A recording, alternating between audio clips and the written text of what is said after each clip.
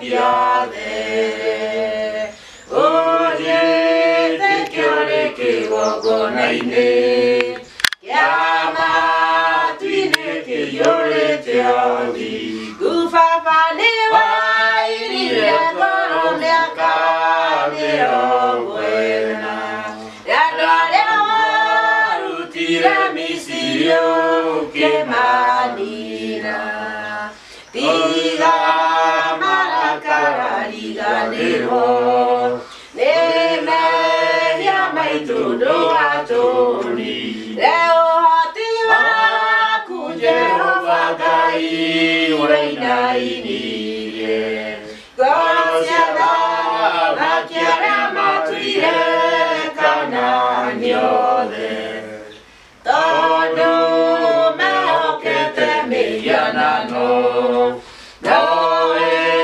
ndũtarĩ thoguo ithe witũ ikorokera ngoro cia athuri othe na atumia anake na airĩtu na ciana cia ngenge wĩna irathimo mĩthemba yothe ya kĩrĩkanĩro gĩaku kĩero ikorokera ngoro cia athuri othe na atumia na anake na airĩtu na ciana cia ngenge wĩna irathimo mĩthemba yothe maitho makwa nĩ magũcũthĩrĩirie na matũ makwa nĩ magũthikĩrĩirie nĩgetha Baba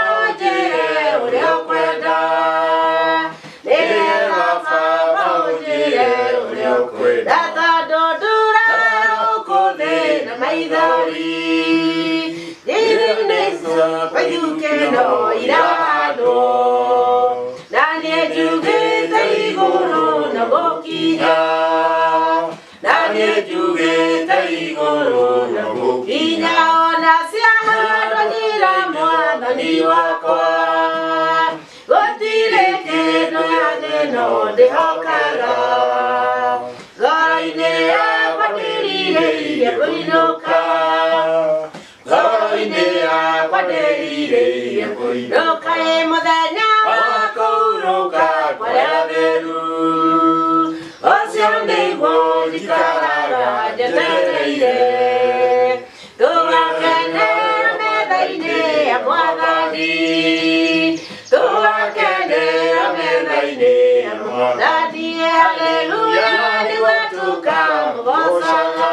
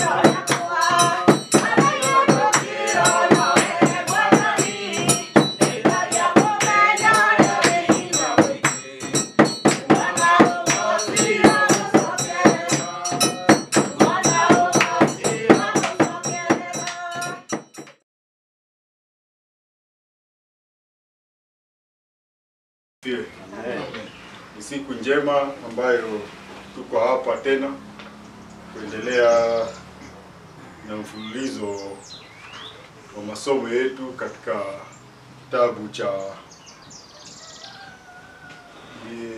Matendo ya Mitume. Sasa tunaona kanisa lile Yesu Kristo alisema nitalijenga kanisa langu, tunaliona sasa vile ambavyo vimechukua wajibu wake na kufanya. Yesu Kristo aliwaambia kwamba Roho Mtakatifu atakapokuja juu yenu mtapata atawapatia nguvu na mtakuwa mashahidi wangu. Kwanza wapi? Yerusalemu. Si Yerusalemu ndio yalikuwa makao makuu ya Uyahudi hapo. Alafu Uyahudi wote. Alafu Samaria. Alafu Yahudi wote, alafu Samaria, alafu katika pembe zote za dunia. Na tunaona mtume Paulo ambaye alikutana na Yehova Bwana Mungu kwa njia ya ajabu akitekeleza huo wajibu. Na sisi pia tusiachwe, tusiachilie, kwa sababu mambo ya hii injili ni kama simuona yale mashindano ya kukimbia, wanaitwa kupokezana kijiti Mtu anakimbia anampa mwingine, si ndio? Naye mwingine anaendelea. Sasa wa kwanza mitume wakafanya hivyo, na mpaka siku ya leo kama miaka 3 iliyopita, naye Gibson akajiunga kama shahidi, si ndio? Naye sasa anapokea kijiti aende mahali mpopre ambapo yuko awe na huo ushuhuda wa Yesu Kristo. Na leo tutamuona Paulo akiendelea. Alikuwa huko kule alipokuwa huko Makedonia na akahubiri na akakuwa na wakati mzuri huko wa injili. Lakini ikafika wakati wa kutoka. Na leo tunamuona akienda. Kichwa cha somo leo tunasema kilele cha ubora. Hicho ndio kichwa, si kilele cha ubora, ni kilele cha ubora. Kwa sababu ni swali Tunaongea mahali pa nchi ilikuwa inaitwa Uyunani ama Ugiriki, kwa watu walioitwa Wagiriki. Watu wa Giriki ni kama leo ni wapi kwenda? Ukiuliza mtu ungetaka kwenda wapi? Gibson, wewe ungetaka kwenda nchi gani? Sema tu China. Ungependa kwenda Uchina kwa sababu siku hizi Uchina umesimama, si ndio? Umenyonyesha, ukiona picha kutoka Uchina unashangaa, si ndio?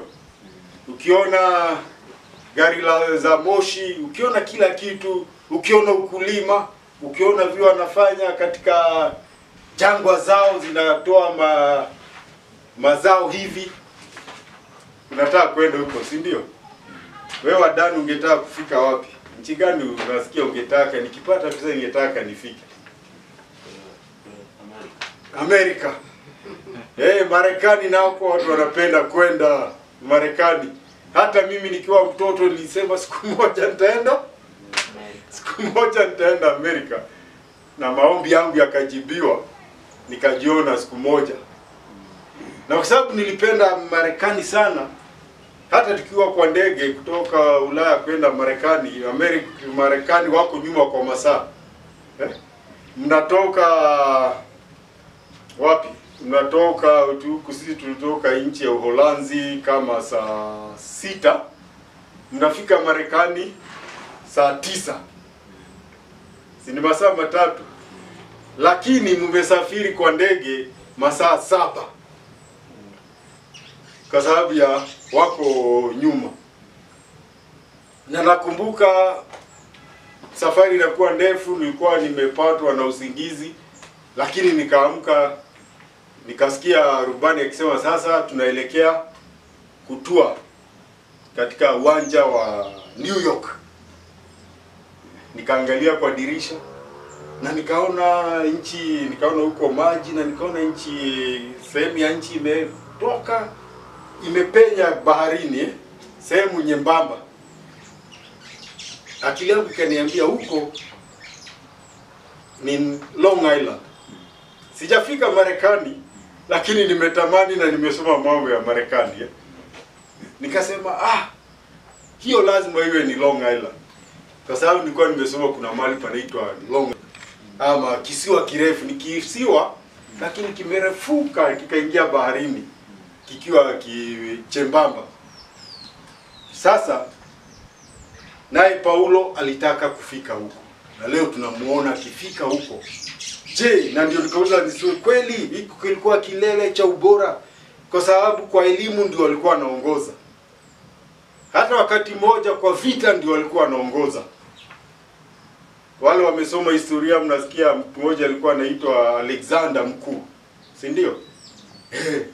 Alikuwa ametoka huko. Alikuwa Yunani. Wale wamesoma filosofia, elimu, kuna watu fulani waliitwa Socrates, wengine wakaitwa Aristotle.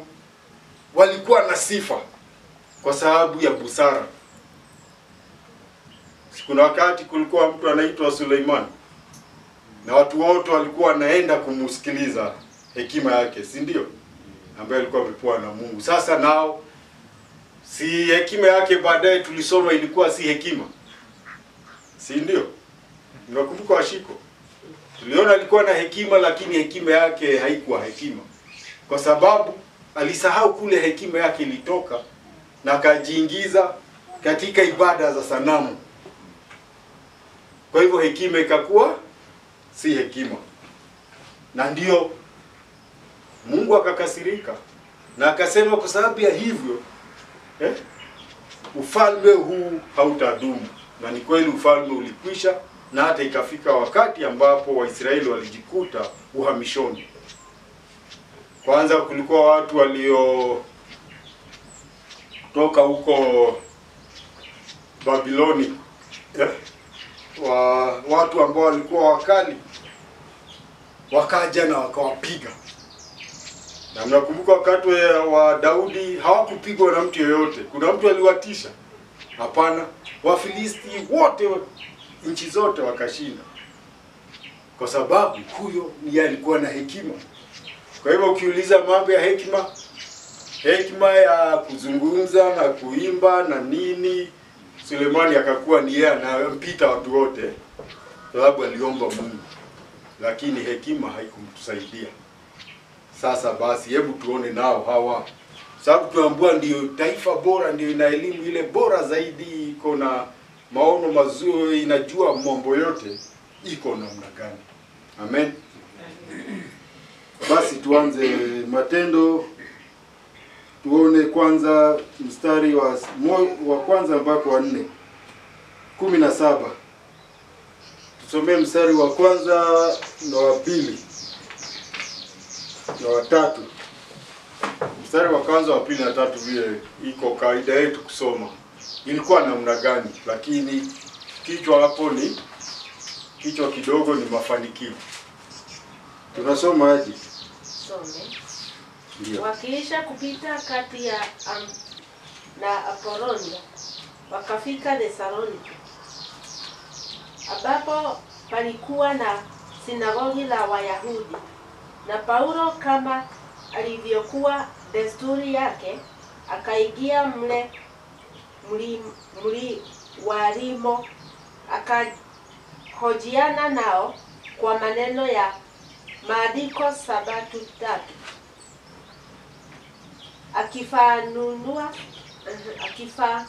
akiyafanua na kuwaeleza ya kwamba alimpasa Kristo kuteswa na kufufuka katika wafu, na ya kwamba Yesu huyu ninaye wapasha ninyi habari zake ndiye Kristo. Asante. Sasa wamesafiri kwa sababu alikuwa na mzigo na lazima angeendelea na vile ameongozwa. Tuna mahali tulisoma alitaka sana kwenda bara la Asia, lakini kila mara akaenda kikatazwa, lakini kuna siku ilifika akapewa ruhusa aende. Akaenda Makedonia na akaenda hiyo miji yao na akahubiri. Sasa anaelekea, bado yuko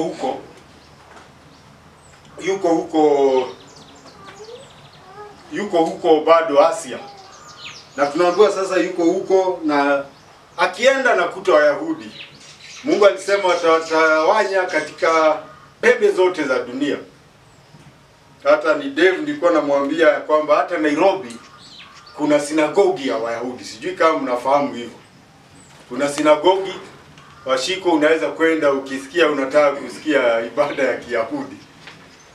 Lakini hawaongei mambo ya Yesu, wanaongea mambo ya Musa, mambo ya Yeremia, mambo ya Isaya, mambo kama hayo. Yesu, Wayahudi mpaka leo wamemkataa ya kwamba yeye siye Kristo, bado wanangoja Kristo. Na tunaambiwa kwa Sabato 3, tumeambiwa ilikuwa ni desturi yake. Sabato, desturi ya Sabato. Wadan ameshatuambia desturi yake ya kupanga Sabato ijayo. Anaanza kupanga Jumapili ijayo. Lakini watu wengine wako hivyo. Utamuona Jumapili 1, 2 hayuko. Na ukimuuliza anakuambia nilijisikia tu hivyo tu, nilijisikia tu hivyo. Ama mwingine ataona ana sababu ya kutosha. Dada yangu alikuja kutoka Nyeri. Kwa hivyo Sabato unaenda wakati huna mgeni, ndivyo unasema. Kuna mambo mengine ya kufanya. Lakini Paulo akajua ana jukumu. Na katika hiyo jukumu yake tunaambiwa Sabato 3 akakuwa anahojiana nao. Na wanaambia huyu Yesu wa Nazareti, huyo ndiye Kristo. Tayari mkombozi alikuja. Tunaambiwa kama kawaida, wengine wakamkubali, wengine wakakataa. Na hawa Wayahudi wengine wakakubali, wakaelezwa na wakakubali. Wengine wakalelezwa wakakataa. Na tunaambiwa hata Wayunani nao pia kwa wingi kusikia habari za Yesu na aliyofanya na anayofanya na yale anaahidi, wakamfuata Paulo na Sila, wakasema ndio, sasa tumesikia na tumefuata, tumekubali. Sasa tunaona nini? Tunaona mafanikio ya kwamba wakati ambapo tumejitoa kwa kazi ya Mungu, ataenda pamoja nasi na tutafanikiwa katika kusambaza Injili. Na tungoji tu tutakuwa na crusade ati Sabasaba watu wakuje, hapana. Kila nafasi tunayo, watu ambao tunakutana nao, tuna nafasi ya kuambia habari za Yesu na vile alibadilisha maisha yetu. Hayo ndio Paulo alikuwa anaenda kuambia.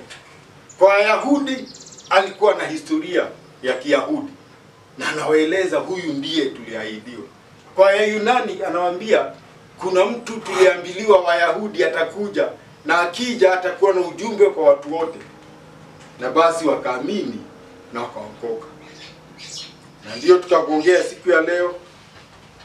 Makanisa machache sana yanahubiri habari za ufalme wa Mungu. Mengi yanajihusisha sana na ufalme wa hapa. Si ndio? Unataka kubarikiwa, afanya nini? Tuma pesa. Ukituma pesa, madhabahu haya. Na tukasema kuanzia tulipoanza mfululizo huu wa vipindi, hatuna mahali tumeona kitu kinaitwa madhabahu. Hakuna kitu tumeona kikiitwa dhabihu, kutoa dhabihu. Hapana. Lakini tunaona watu wakipewa Injili, na sisi ni hiyo tu, kutoa Injili. Yesu Kristo vile amekuja katika maisha yetu, vile ametubadilisha, na vile kuanzia hapo tumeona mabadiliko yakiwa mazuri na tumeona uzuri wake. Funzo liko hapa katika Zaburi 68:32. Nasema hivi: enyi falme za dunia, Mwimbieni Bwana Mungu, msifuni Bwana Mungu kwa nyimbo. Falme za dunia mjue ya kwamba kuna Bwana Mungu. Si hiyo miungu watu wanafuata, si hiyo mafundisho ya wazee. Si huko Afrika tunaamini mambo sana ya wazee. Wahenga walituambia, babu yangu aliniambia. Mimi nilikuta baba yangu aliniachia mambo maagizo haya. Ni lazima nifanye. Hapana. Mafalme zote zimwimbie Bwana, zimsifu Bwana Mungu wa mbinguni. Mungu ni huyo ambaye sasa injili imetufikia. Amen. Jambo la pili, nasoma kitu kinaitwa maandamano. Ni mstari wa 5 mpaka 6-7. Hebu tusomee hapo tafadhali. Maandamano. Kwa hivyo maandamano si hapa tu tunaongea mambo ya maandamano. Maandamano yalianza kitambo.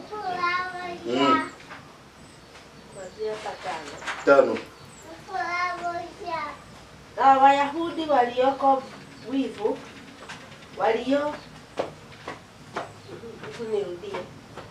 na Wayahudi wakaona wivu, wakajitwari watu kadha wa kadha katika watu ovyo wasio na sifa njema. Nao wakakutanisha mkutano, wakafanya kasia mjini, wakawaendea watu wa nyumba ya Yasoni, wakataka kuwapeleka mbele ya watu wa mji. Na walipo wakosa, wakamkokota Yasoni na baadhi ya ndugu mbele ya wakubwa wa mji, wakipiga kelele wakisema, watu hawa walio upindua ulimwengu wamefika huku nako, na Yasoni amewakaribisha, na hawa wote wanatenda mambo yaliyo kinyume cha amri za Kaisari, wakisema na kwamba yupo mfalme mwingine aitwaye Yesu. Na sasa si wamehubiri na wameona, si wao wanaamini Yehova na wamekatana na Paulo na Sila, lakini wanaona wivu. Na wivu, hakuna kitu kibaya kama wivu. Na nafikiri wivu ndio tunaona ambayo ilichangia kifo cha kwanza katika rekodi ya mwanadamu, ya kwamba mtu anaitwa Kaini akamwonea wivu ndugu yake, ya kwamba ametoa dhabihu ikakubalika, yake imekataliwa. Badala ya kwenda kwa yule aliyekataa dhabihu, akachukia ndugu yake na akamkasirikia. Sasa hawa wanakasirika. Si hao wamehubiria na wengine wameenda. Kama yale unahubiri ni ya kweli, si wangeendelea tu kushikilia. Lakini hakuna haja kuwachochea watu. Na ni habari nzuri tunaambiwa kwamba ati walienda wakakusanya watu, wameitwa nini, washiko ovyo. Si mnajua watu ovyo?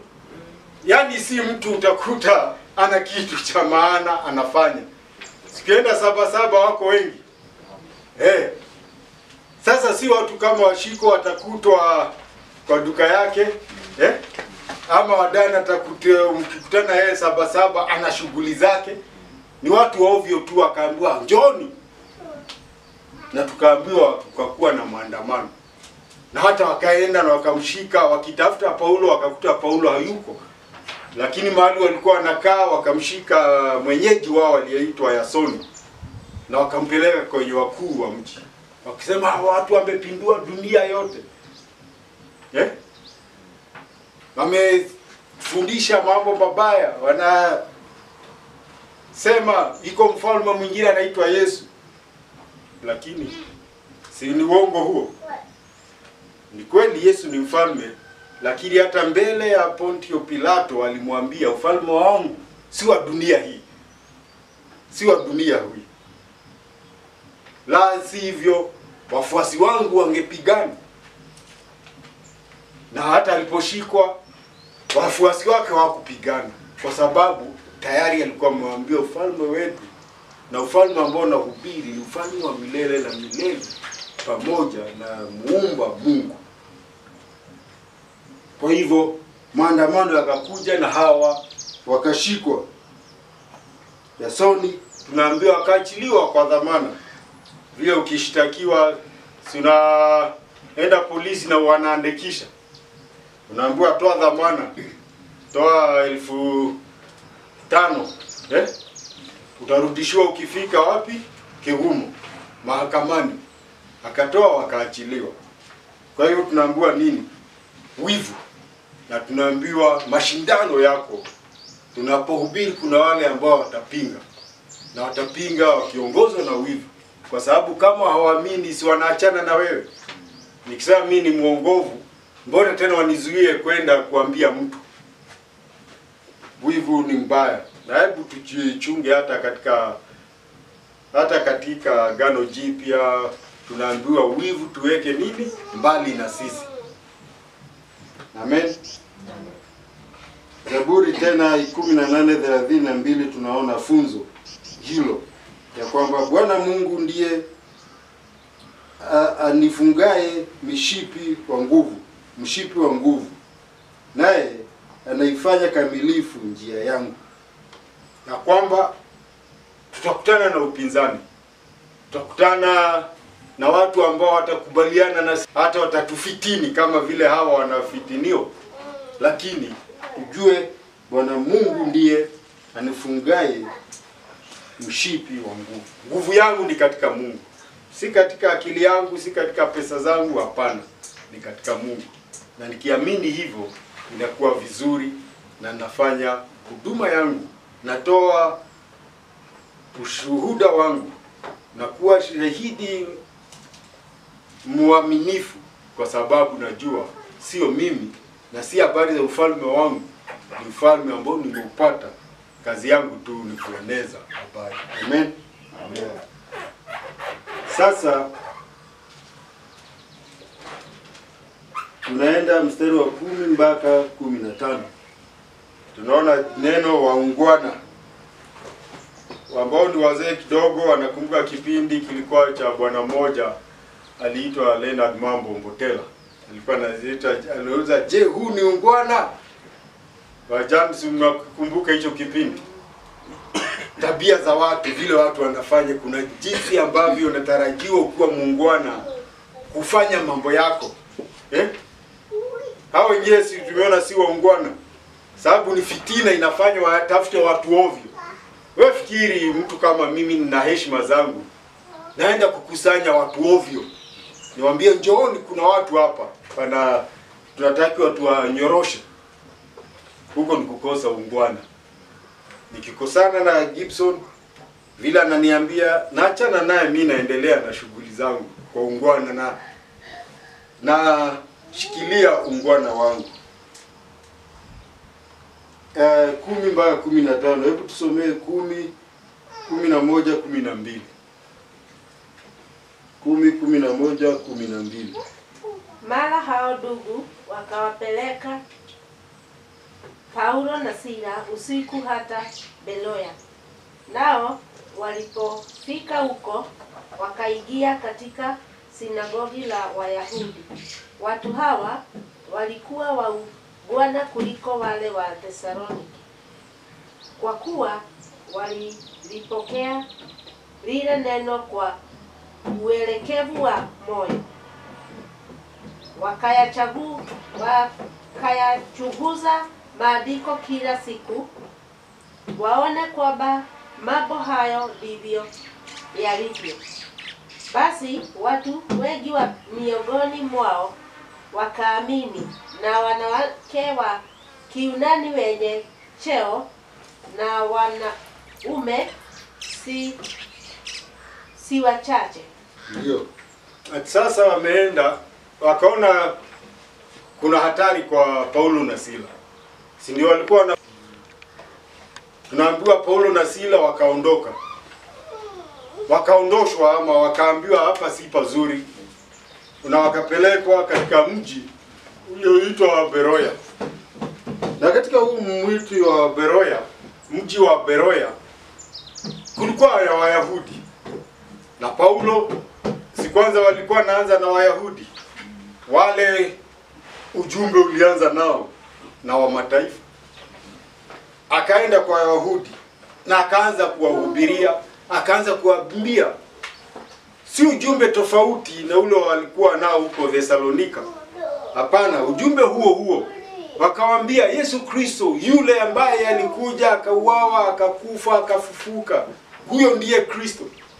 Na ujumbe wake ni huu: tubuni, muaminini na mtaokolewa. Watu wakasikia huyu mtu anasema nini? Lakini tunaambiwa alikuwa nini? Waungwana.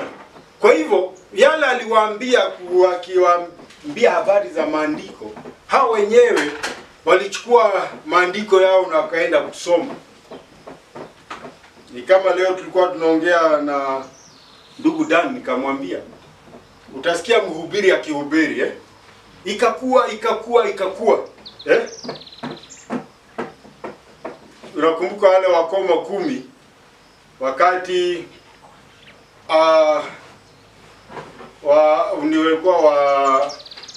Waashuru walipovamia Israeli na kukakuwa na njaa kubwa. Tunaambiwa ya kwamba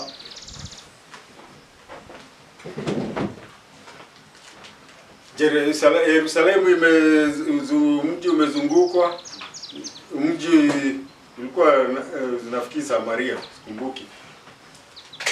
Alafu wakoma wakaamua wataenda kutafuta chakula. Utasikia mhubiri anahubiri, hata walipotembea miguu yao ikakoa sauti kama ya farasi na vita. Lakini maandiko yanasema hivi, yanasema hao tu waliamua waende. Hata wana habari, lakini walipoenda wakikuta kambi ya hao yote haina watu. Na walipokuta ikiwa hivyo, andiko linafuata linasema kwa sababu Mungu alifanya sauti kama ya farasi, kama ya magari, kama ya askari, wakaisikia. Haiongei mambo ya hawa ati miguu yao ndio ilifanya watoroke. Lakini wewe kama hujasoma, na wewe utasema tu nini hivyo. Vivyo ulisikia Wadani akisema na wewe unasema hivyo. Na yeye Wadani alisikia sema. Lakini hao walienda kuchunguza. Ndiposa mchungaji rafiki yangu anaitwa Reverend Kanyi anasema, kama huna Biblia, kabla wewe mama wa rinda lingine nunua Biblia. Wewe mzee umepanga kununua kiatu 2,500 ama 3,000, nunua Biblia kwanza. Ndio ukisikia mneno na wewe unaenda unajisomea. Huo ndio uungwana. Hata katika Ukristo huo ndio uungwana. Lakini inaonekana wengine wetu kuna wengi ambao hawaamini hivyo. Wao wanaenda tu wanasikiliza. Na akisikiliza hashiki. Lakini ukiwa na Biblia utasoma, hata utaweza kuelewa bora zaidi. Huo ndio uungwana katika kanisa. Hebu tuwe waungwana. Ukija kanisani, muungwana anakuja na Biblia yake. Na si hiyo tu, anaenda nasoma. Ili kesho tukisema Washiko una neno. Hapana. Wacha nitawapatia neno wiki wa siku nyingine. Si ndio watu wanasema? Kwa nini kama hili neno umekuwa nalo? Kama umekuwa nalo utasimama na useme, kuna habari nilisoma. Za mtu mmoja anaitwa Naamani alifanya, si ndio? Basi hivyo ni muhimu hivyo sana kuwa waungwana. Walikuta watu waungwana, wa Thessalonika hapo waungwana ni fujo tu. Na ukiona mtu anafujo, mtu ana kelele, huyo si muungwana. Usijiunge na yeye, achana naye, mwambie kuwa muungwana. Kama umekosana na wadau, tutafute nafasi tuongee naye, si ndio? Tujibishane, tuulizane, tusuluhishe. Basi funzo hilo tunalipata katika Zaburi 119, 15 na 16. Inasema hivi: nitatafakari mausia yako, nami nitazingatia njia zako. Nitajifurahisha sana kwa amri zako, sitasahau neno lako. Kuna mambo hapo kadhaa njia zako, amri zako, neno lako. Hiyo yote mausia, hayo mausia, njia, amri, neno lako ni hapa. Hiyo yote iko hapa. Mungu hakuna neno lingine utasikia. Labda na ule mnabii atakuja kuambie vile alienda mahali, kama mmoja alituambia alienda mlima wa Kahumbu. Na mtu hapa amekufa, akakutana na huyo mtu huko katika mlima wa Kahumbu. Maandiko, lakini alipotoa hiyo habari, hiyo nabii ule aliyekuwa amesimamia mazishi akasema hakuna. Maandiko yanasema mtu akienda harudi. Si ni kweli? Lakini kama wewe hujui neno, utasikia mtu akisema vile na utafuata. Na utaenda kuambiwa watu vile nabii aliwaambia walikuwa na mtu amekufa katika mlima wa Kahumbu. Na huo mlima wa Kahumbu, Gibson alituambia alisikia mtu akipigia mtu simu anamwambia, sasa mimi niko katika mlimani. Tuma kitu, hiyo ni maombi yako, niko mlimani, sasa tuma kitu. Na anaambia Gibson, hebu ngoje uone vile watu tengeneza pesa. Akapigia, sasa maombi yako nilishikia kwa nguvu, sasa niko mlimani, tuma kitu. Na mara moja ule akamtumia pesa. Jambo la 4, sanamu. Na sanamu ni 16 mpaka 21. Lakini utasomea tu Washiko 16:7-8. 16:7-8. Sasa ameenda kule, kuna watu wenye hekima kabisa. Kwa hiyo tunaambiwa, hebu tusomee hapo. Ameachana na hao watu waungwana, ameendelea, tuone vile tunaambiwa hapo. Paulo alipokuwa akiwangojea huko Athene na kuona jinsi mji ule ulivyojaa sanamu, roho yake ilichukizwa sana ndani yake. Basi katika sinagogi akahojiana na Wayahudi na waliomcha Mungu, waliomcha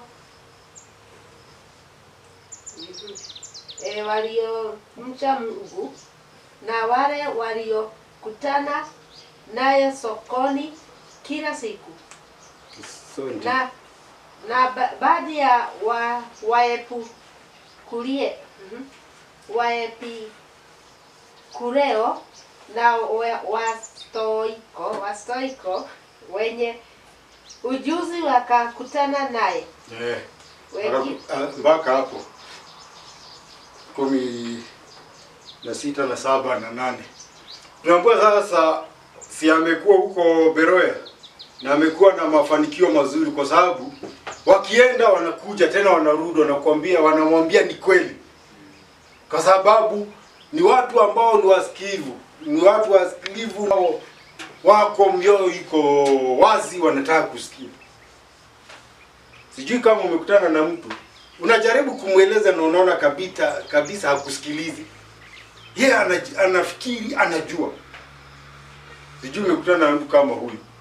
Unamjaribu kuambia lakini hapana, atakwambia hapana si hivyo. Unamwambia haya basi niambie. Hapana, hakuambii, lakini vile unasema anakataa. Hawa walikuwa ungwana na wakakuwa, ukiwa muungwana unakuwa na matokeo mazuri, kwa sababu unasikiliza na unapokea ukweli na unaruhusu ukweli kubadilisha. Na hata katika maisha yetu tukiangalia, tunakumbuka mambo kama hayo. Mtu ambaye alituambia kitu ambacho sisi tulikuwa hatujui, na tukabadilika kutoka wakati huo. Sasa amefika Athene. Athene sasa ni Ugiriki. Huko mbeleni alikuwa Asia. Lakini sasa ametoka Asia ameingia Athene, Ugiriki, kukutana na Wagiriki nyumbani kwao. Sema ni kama sasa wewe Gibson unataka kwenda kukutana na Wachina. Si hao wanajenga barabara. Ama wanauza mali huko Nairobi, hapana. Wachina wenyewe ndio unataka ufike huko uwaone, si ndio? Paulo akafika huko. Na Adan, Mungu akipenda siku moja labda utajikuta Marekani huko. Ukiona majengo yamefika karibu mbinguni. Sasa uone nchi tofauti. Lakini Paulo alipofika huko, tunaambiwa moyo wake ukahuzunika sana. Kwa sababu ya sanamu, waliona kila mahali sanamu, sanamu, sanamu, sanamu. Moyo wake ukaumia. Ile hamu alikuwa nayo ya kuofika kwa Wagiriki ikakuwa, na ukumbuke Athene ndio mji mkuu. Mpaka leo ndio mji mkuu wa Ugiriki, Athene. Sasa amefika. Akahuzunika sana ya kwamba kila mahali ni sanamu, ni sanamu. Zimejaa. Nasikia hata ukienda India ndio hivyo. India sijui wako na miungu 1000 ngapi. Na tuna sanamu kila mahali, kila mahali. Hata huko Nairobi kuna wakati wanabeba sanamu fulani, wanafanya si maandamano, wanafanya msafara siku ya huyo Mungu. Wanaruhusiwa, sababu si ni wa Kenya, wanaruhusiwa. Sasa Athene amefika, sanamu ni nyingi. Na tunaambia kwamba akaenda kwa Wayahudi kwenye sinagogiana, anawaambia ujumbe ule alipewa na Mungu. Na Yesu Kristo alipomuuliza, mbona unaniudhi, mbona unanitesa? Sasa utakuwa mhudumu wangu. Na sasa ni huo huduma anaendesha. Na akaambiwa mpaka kwa mataifa. Sasa yuko kwa mataifa, wanaongea. Lakini tunaambiwa sokoni kwenye huko nje, kila siku ilikuwa siku anafanya huko, anangojea Paulo, anangojea Sila na Sila na Timotheo waje waungane naye. Lakini hawangojei tu, anasema sasa wacha ni pumzike kidogo. Yeye anaendelea na huduma. Sababu hii huduma yetu haina kupumzika. Kila wakati sisi ni mashahidi. Sasa kulikuwa kwa hekalu, kwa sinagogi anakutana na Wayahudi. Lakini huko sokoni kwenye viwanja anakutana na Wayunani. Anawazungumzia habari za Yesu Kristo. Na tunaambiwa hii Athene ndio kilikuwa tungesema kitovu cha hekima. Hekima ilikuwa inajulikana ni hao Wayunani. Sasa tunaambiwa kuna watu wanaitwa Epikurio na wengine wanaitwa Stoiko. Hiyo ndio ilikuwa elimu zile zinafuatwa sana. Kueleza tu kidogo, Waepikurio waliamini hivi, sisi tumeumbwa na miungu yetu tufurahi. Tufurahi. Mimi kazi yangu ni kufurahi, nifanye tu mambo yananifurahisha. Yaani kujifurahisha. Si hata huku kwetu kuna Waepikurio hao wako hivyo. Mtu akipata pesa anaenda kunywa pombe, si ndio? Ajifurahishe, akule nyama, afanye mambo yote ambayo yanafanywa usiku, si mchana. Sababu tunaambiwa hata wale wanalewa usiku na wanaofanya uasherati ni usiku, si ndio? Walikuwa hivyo. Waepukuri waliamini hivyo ya kwamba hakuna kitu kikikufurahisha fanya. Hakuna mtu akukuambia ati hapana ni dhambi ni nini. Hawakuamini dhambi. Hapana. Dhambi kwao ilikuwa kufanya kitu ambacho kukosa kufanya kitu kinakufurahisha. Kama ufanye hiyo ndio dhambi. Kwa hivyo wanaambiwa sisi tuko hapa kufurahi. Baada ya kufurahi tunakufa. Habari inakwisha. Lakini tukiwa hapa tufanye nini? Tufurahi. Hiyo ndio ilikuwa filosofia yao. Nao Wastoiko walisema hapana. Tumeundwa hapa kuwa na nguvu. Kuwa na nguvu ya kwamba hakuna kitu inapaswa kukubabaisha. Ukisikia mtu amekufa, wadan nasema amekufa, ni sawa. Si kama hapo utasema pole. Sio ukisikia rafiki fulani amekufa unasikia huzuni. Hapana, kuna huzuni ya nini? Ndio walikuwa wanasema huzuni ya nini? Hata uchungu ya nini? Usikubali uchungu. Hata ukisikia uchungu, ukijikoa uumwe, useme hapana, uchungu utakwisha. Usikubali. Na tunaambiwa kama hiyo filosofia yao iliwasaidia wakati mmoja, kwa sababu kwa vita walikuwa na askari ambao chochote na kuogopa uchungu wa vita ama uchungu wa kuchoka, walikataa. Hata kuchoka unakataa. Kwa hivyo walikuwa wanapigana kabisa. Nilisikia hadithi moja ya kwamba siku moja kuna mji ulikuwa unaitwa, nimesema Paulo yuko Athene. Athene ni kwa wasomi. Kuna mji mwingine ulikuwa unaitwa Sparta. Sparta walikuwa watu wa vita. Yaani wanaishi maisha wamejinyima kila kitu. Kwa sababu ya nini? Sasa unakula chakula mingi ya nini? Unafanya nini? Vita. Na wakakuwa na askari, jeshi lilikuwa kali sana. Na hata uchungu usionyeshe uchungu. Na usionyeshe uoga. Jikaze, kujikaza kabisa. Hiyo ndio walikuwa na. Sasa Paulo ni awaeleze. Kwa hivyo ukiwaambia mambo ya Yesu sasa Waepukuri ukiwaambia mambo ya Yesu wanakupinga. Hapana, tunatuambia tusifanye hivi. Unaniambia nikiona mwanamke nisimfuate. Unaniambia nisikunywe pombe nilewe mpaka nifurahi.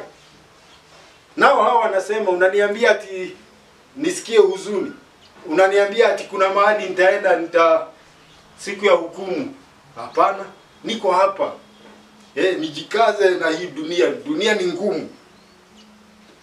Sasa katika vita wakakuwa na askari walikuwa hawaogopi.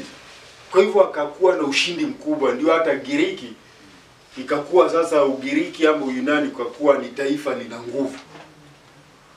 Hiyo ndivyo waliamini.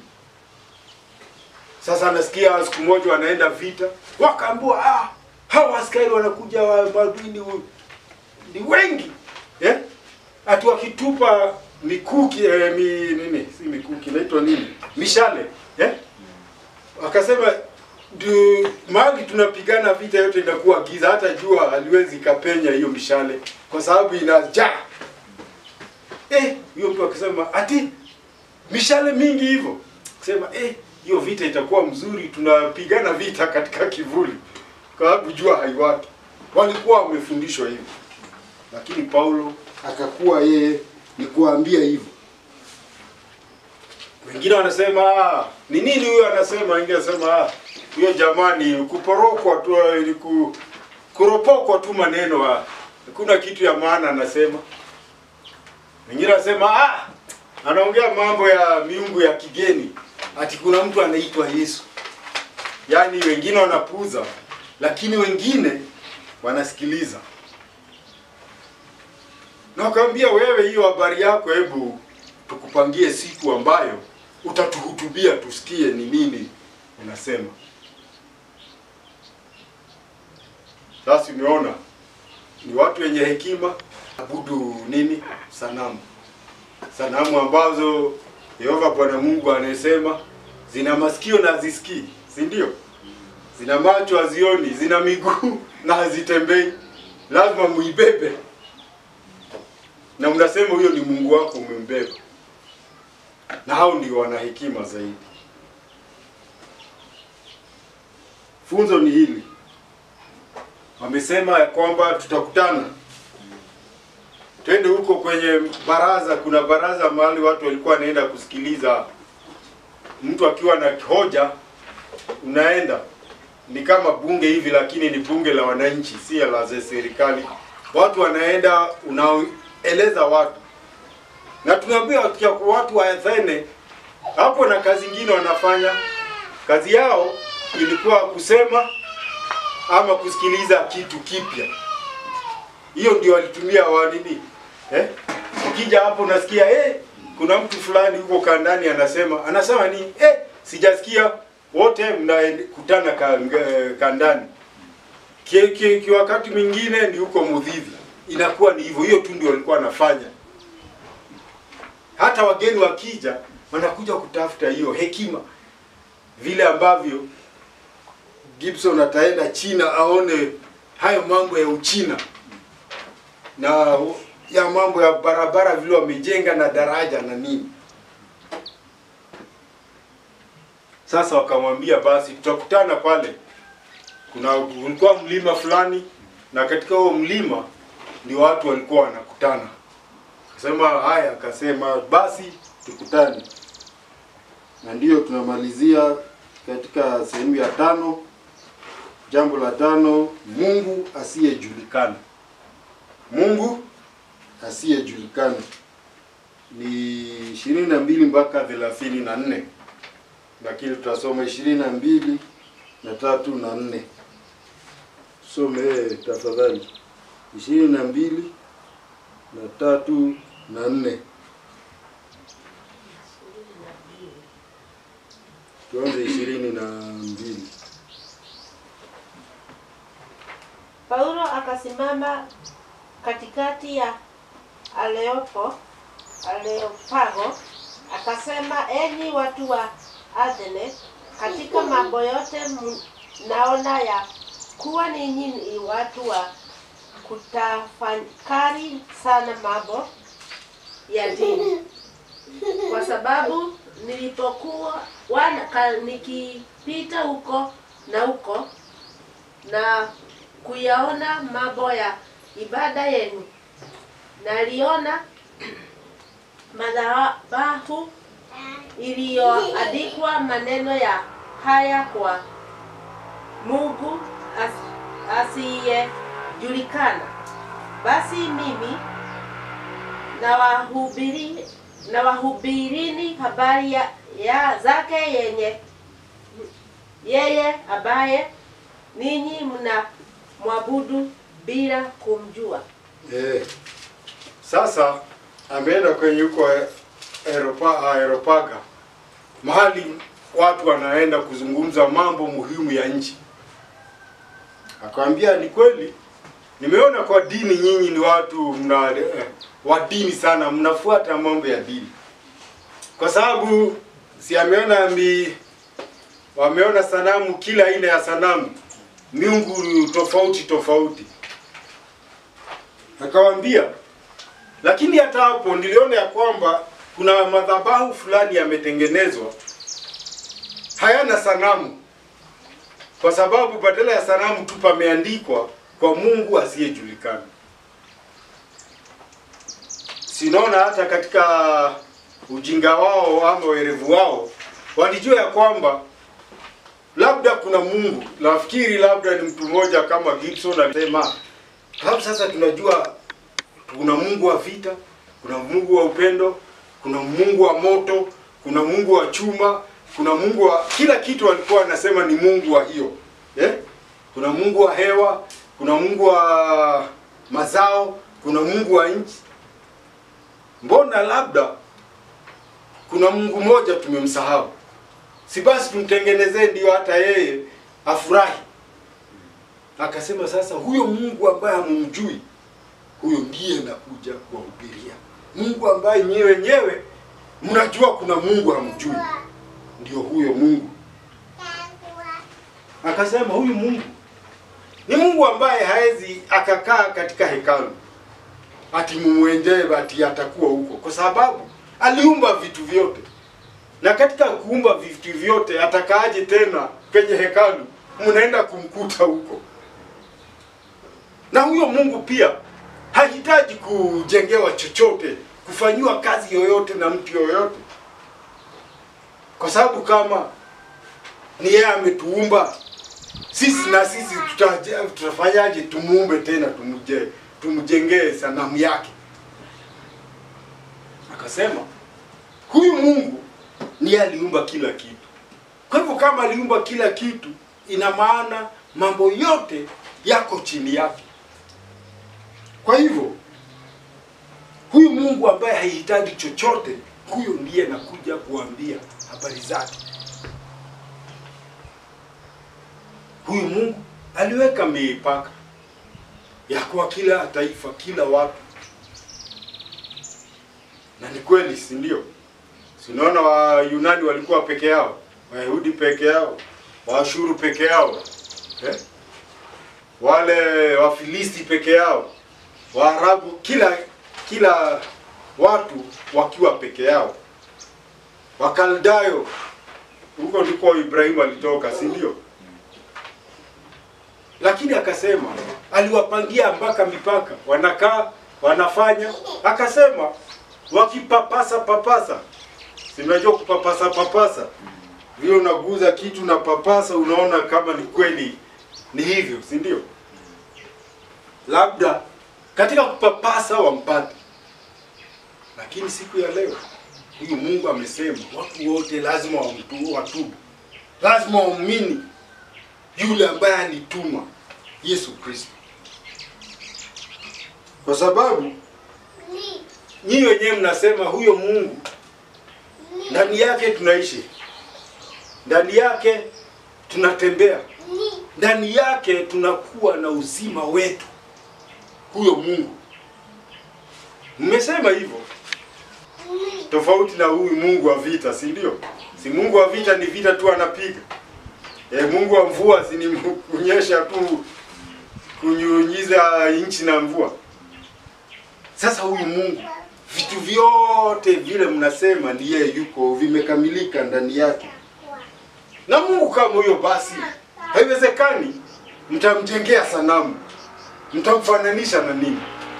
Hata mkitumia dhahabu, mtumie fedha, mtumie jiwe, hata watu wengine wanatumia mbao, wale ambao hawana pesa, si ndio? Hayo hafananishwi. Kwa sababu kama ndiye amekuumba, sasa wewe utamfananisha na nini? Na wewe ni yeye amekuumba. Mungu huyo sasa amesema sasa watu watubu. Na kwa kutubu amesema wasipotubu kuna siku inakuja ya hukumu, ambapo wanadamu wote watasimama mbele yake na kujibu kuhusu vile wameishi. Na yule ambaye atakuwa kwa hukumu ni mtu mmoja anaitwa Yesu, ambaye alikuja akaishi na wanadamu, na akalipia gharama ya wokovu wao. Kwa hivyo makosa yao hawataenda kujibu huko, yamelipiwa, ili wakimwamini siku ya hukumu watakuwa tayari, hawana lawama, kwa sababu Yesu amechukua lawama yao.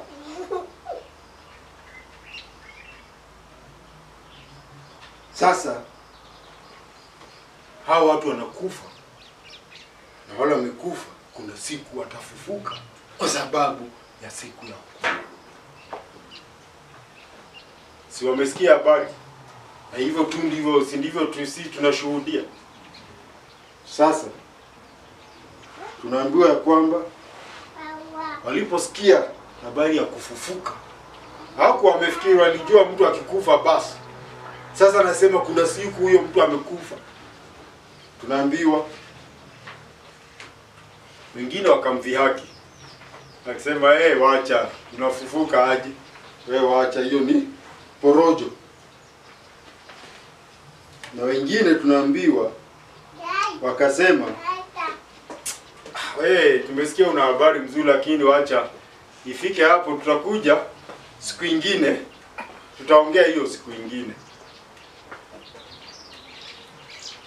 Na tunaambiwa baadhi ya watu wanaamini. Kuna wale walisikia hiyo habari wakasikia, na tunaambiwa kuna mtu hata na mmoja ametajwa jina anaitwa Dionisio ambaye alikuwa wa hiyo baraza. Simeona wengi wamekataa, wamemdhihaki. Wengine hawakumdhihaki, wamesema siku ingine. Si wewe umehudumia mtu, ukasikia mmoja amekudhihaki akamwambia wewe waacha, mimi niko na imani yangu, mimi niko na kanisa langu. Lakini unaona huyu mtu yuko na tatizo, kanisa lake alimsaidii. Unamwambia kuna wokovu, wewe waacha, wewe enda na huo wokovu wako, mimi niko na wangu. Hiyo ndio kudhihaki, si ndio? Lakini wengine wanamwambia unamuuliza sasa unasemaje? Wacha tutaongea siku nyingine. Si ndio wanasema? Tutaonana wewe. Nimesikia huko nini nitakutafuta. Sasa hii niko na mali naenda, lakini nimesikia watu wakisema hivyo, wakikuwa naambia mtu ni uweza. Si ndio? Ni uongo. Hakuna uweza atakuweza, wewe ni uweza. Nitakutafuta. Sasa hapa wakamwambia wewe siku tutaongea siku nyingine. Lakini kuna wale waliamini. Kwa hivyo hata kama wengi watadhihaki, wengi watakataa, na huo ndio mtindo hata kwa Yesu, kuna wale wanaamini. Wale wanafanya uamuzi. Na tunaambiwa kuna mtu aliitwa Dionisio. Alikuwa mkuu wao. Alikuwa katika baraza, alikuwa wale wanasikiliza na kuamua kesi ambazo zinasikizwa hapo. Na tunaambiwa pia kulikuwa mwanamke ambaye aliitwa Damari na wengine. Mwanamke mmoja alikuwa anasikiliza akasema, kweli huyo Mungu nimemsikia na nimemwamini.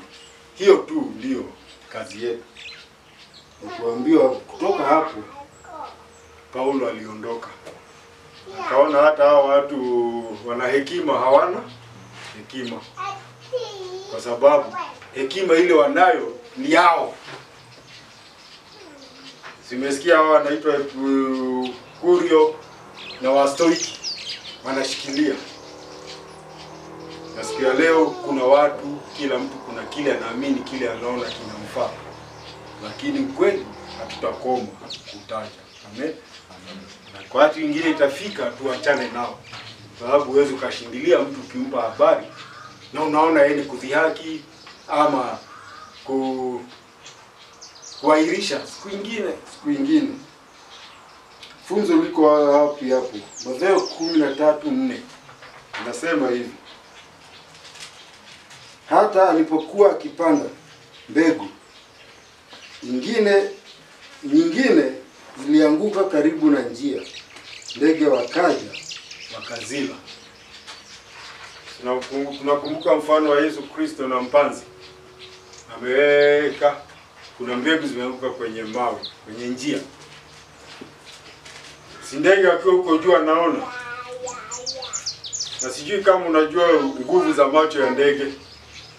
Ni nguvu kubwa. Tunaambiwa wakati Gibson wataalamu watafanya waweze kukuweka jicho la ndege lishikane na lako, utakuwa unaangalia usiku mwezi na unaona ile mitaro iko huko kwa mwezi. Hivyo ndivyo ndege yuko. Jicho lake linaona sana. Na likiona mbegu huko mara moja anakuja na ila. Na hiyo ni ukweli wa mambo. Tutahubiri, tutashuhudia, lakini uamuzi ni wa mtu binafsi. Wakati uliokoka Gibson tukiwa hapo, ulisema nataka kuokoka. Hukusema lakini pia nataka baba yangu pia nataka niokoke, baba yangu yuko hapa. nataka nimwokokee pia. Nilisema hivyo ni wewe mwenyewe, kwa sababu uamuzi ni mtu binafsi. Mama yenu ashiko ni awahubirie, lakini wokovu mtu anajiamulia. Sasa sisi kazi yetu ni kutoa ujumbe, na tukitoa Mungu atatubariki. Na hata kama Sabasaba yote haitaokoka, labda kuna watu watatu tutapokea hivyo na tukubali, si ndio? Halafu tuende kule kwingine, kwa sababu Sabasaba tukihubiri Marawa ya nini Karati inatungoja, si ndio? Kazi iko mahali huko. Jirani huyu akisikia ujumbe wako au ukatae, kuna mwingine anaongoja. Tuendelee, tusonge mbele. Nakumbuka tukiwa watoto tunasema, tulikuwa tunaambia mtu songa mbele kama jeshi la wokovu. Umeona wakati wanapiga nini bendi yao, wanaenda mbele, twende mbele hivyo, kwa sababu wanajua ni nini wanahubiri, wanajua ni nini wanasema. Tuwe hivyo na uamuzi huo. Amen. Mambo ya kuenda nayo ambayo tunapaswa kuyakumbuka. Tutafakari. Watu hao walikuwa waungwana kuliko wa Thesalonike, kwa kuwa walipokea lile neno kwa uelekevu wa moyo, wakayachunguza maandiko kila siku waone kwamba mambo hayo ndivyo yalivyo. Matendo 17:11. Watu wengine Jumapili ikikwisha ndio mwisho wa kuonana na Biblia, si ndio? Jumapili asubuhi ndio anaitafuta, niliweka wapi? Anaipanguza vumbi, anaenda kanisani. Uungwana ni kila siku kuchunguza haya maneno, kwa sababu umeamini na unajua uhai wako unayategemea. Amen. Wazo kuu, wala